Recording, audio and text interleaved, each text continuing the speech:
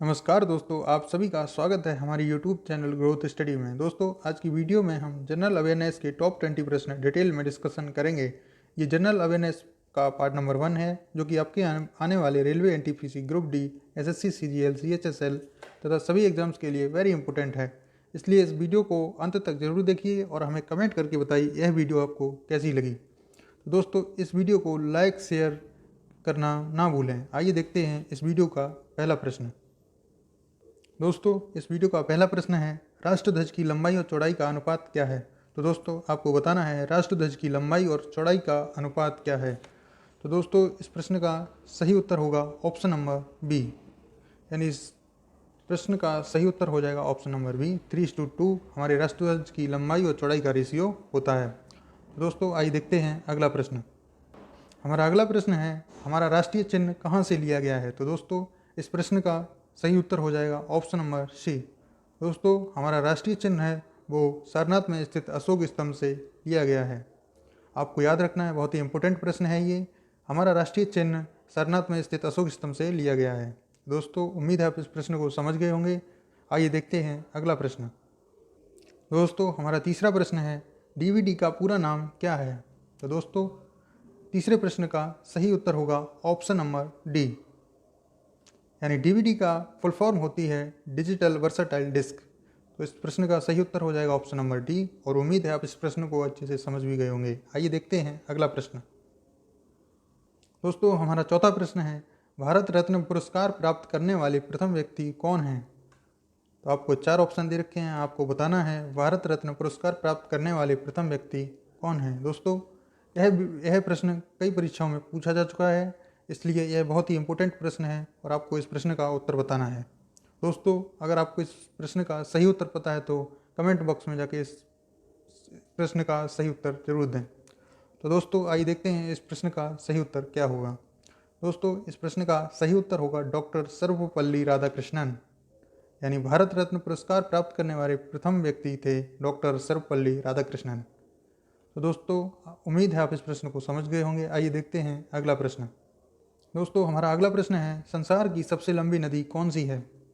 तो दोस्तों, आपको बताना है संसार की सबसे लंबी नदी कौन सी है। तो दोस्तों, जैसा कि आप सभी को पता होगा, संसार की सबसे लंबी नदी है नील नदी। तो इस प्रश्न का सही उत्तर होगा ऑप्शन नंबर बी। दोस्तों, नील नदी अफ्रीका की सबसे बड़ी झील विक्टोरिया से निकलती है। इसकी लंबाई 6650 किलोमीटर है। और दोस्तों, यह प्रश्न आपको बहुत ही ध्यान से देखना है, क्योंकि ये बहुत ही इम्पोर्टेंट प्रश्न है। दोस्तों, भारत की सबसे लंबी नदी सिंधु नदी है और इसकी लंबाई 2900 किलोमीटर है। यह भी आपको ध्यान रखना है। तो दोस्तों, उम्मीद है आप इस प्रश्न को अच्छे से समझ गए होंगे। आइए देखते हैं अगला प्रश्न। दोस्तों, हमारा अगला प्रश्न है, यदि राष्ट्रपति अपना त्यागपत्र देना चाहें तो वे अपने त्यागपत्र को किसे देंगे। दोस्तों, हमारा अगला प्रश्न है, यदि राष्ट्रपति अपना त्यागपत्र देना चाहे तो वो किसको देगा। आपको बताना है इस प्रश्न का सही उत्तर। तो दोस्तों, इस प्रश्न का सही उत्तर होगा ऑप्शन नंबर सी, यदि राष्ट्रपति अपना त्यागपत्र देना चाहे तो वो अपना त्यागपत्र उपराष्ट्रपति को देगा। तो दोस्तों, उम्मीद है आप इस प्रश्न को अच्छे से समझ गए होंगे। आइए देखते हैं अगला प्रश्न।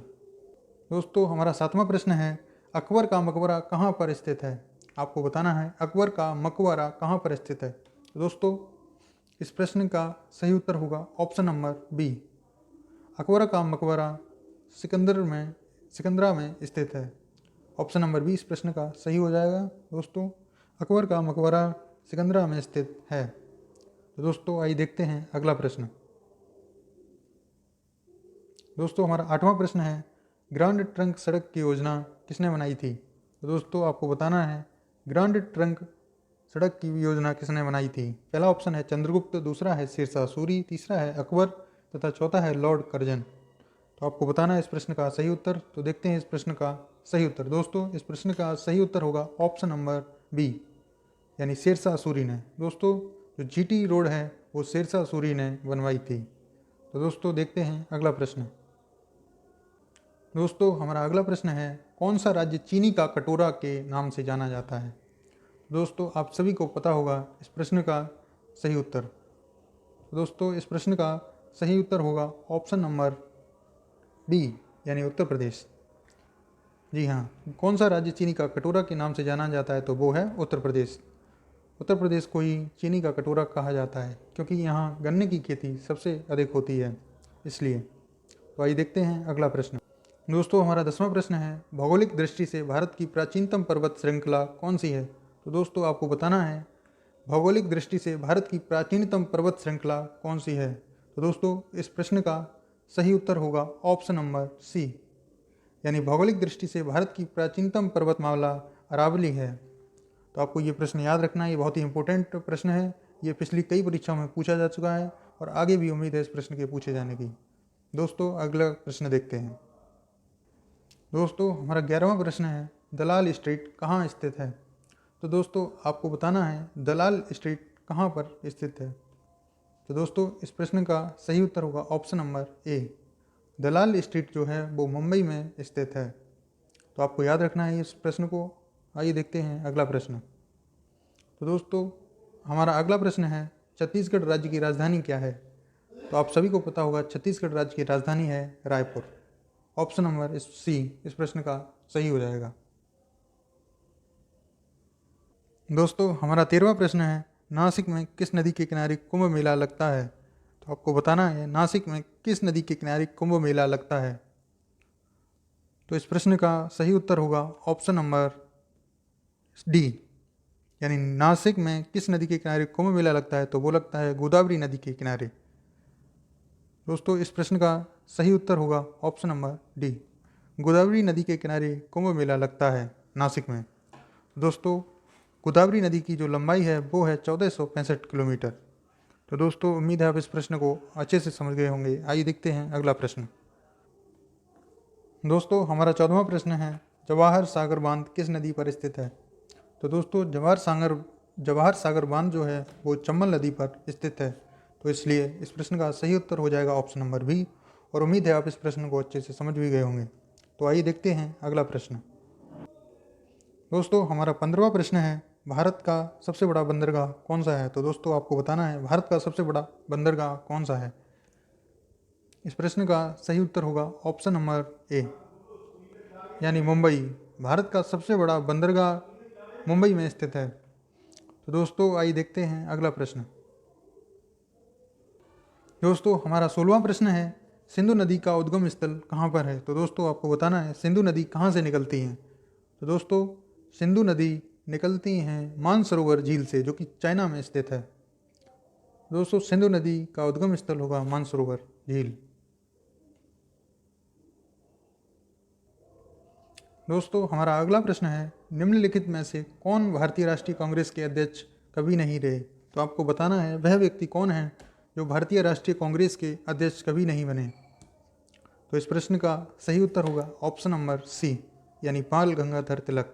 बाल गंगाधर तिलक ऐसे व्यक्ति हैं जो भारतीय राष्ट्रीय कांग्रेस के अध्यक्ष कभी नहीं बने। तो इस प्रश्न का सही हो जाएगा ऑप्शन नंबर सी, और उम्मीद है आप इस प्रश्न को अच्छे से समझ भी गए होंगे। आइए देखते हैं 18वां प्रश्न। दोस्तों हमारा अगला प्रश्न है, गांधी जी के राजनीतिक गुरु कौन थे? यह मोस्ट इंपोर्टेंट क्वेश्चन है जो कि आपको जरूर याद रखना चाहिए। दोस्तों ये पिछले कई परीक्षाओं में पूछा जा चुका है, बहुत ही इंपॉर्टेंट प्रश्न है। गांधी जी के राजनीतिक गुरु कौन थे? तो आपको बताना है इस प्रश्न का सही उत्तर। दोस्तों इस प्रश्न का सही उत्तर होगा ऑप्शन नंबर डी, यानी गोपाल कृष्ण गोखले। गोपाल कृष्ण गोखले जी गांधी जी के राजनीतिक गुरु थे। दोस्तों आइए देखते हैं अगला प्रश्न। दोस्तों हमारा 19वां प्रश्न है, भारतीय राष्ट्रीय कांग्रेस के प्रथम मुस्लिम अध्यक्ष कौन थे? तो आपको बताना है भारतीय राष्ट्रीय कांग्रेस के प्रथम मुस्लिम अध्यक्ष कौन थे। तो इस प्रश्न का सही उत्तर होगा option number a, Badruddin Tyabji. दोस्तों भारतीय राष्ट्रीय कांग्रेस के प्रथम मुस्लिम अध्यक्ष थे बदरुद्दीन तैयब जी, और आपको ये प्रश्न याद भी रखना है, बहुत ही इंपॉर्टेंट है यह प्रश्न। आइए देखते हैं अंतिम प्रश्न। तो दोस्तों इस वीडियो का अंतिम प्रश्न है, राष्ट्रध्वज के अशोक चक्र में कितनी तीलियां होती हैं? दोस्तों आपको बताना है जो राष्ट्रध्वज होता है हमारा उसमें जो अशोक चक्र होता है उसमें कितनी तीलियां होती हैं। तो दोस्तों इस प्रश्न का सही उत्तर होगा ऑप्शन नंबर बी, यानी 24 तीलियां।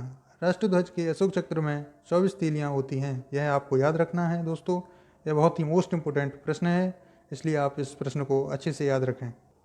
तो दोस्तों ये थे जनरल अवेयरनेस के टॉप 20 MCQ। आई होप ये वीडियो आपको पसंद आया होगा। दोस्तों, अगर यह वीडियो आपको पसंद आया हो तो कमेंट करके ज़रूर बताएं यह वीडियो आपको कैसा लगा, तथा वीडियो को लाइक एंड शेयर ज़रूर करें और हमारे चैनल ग्रोथ स्टडी को सब्सक्राइब भी कर लें। धन्यवाद।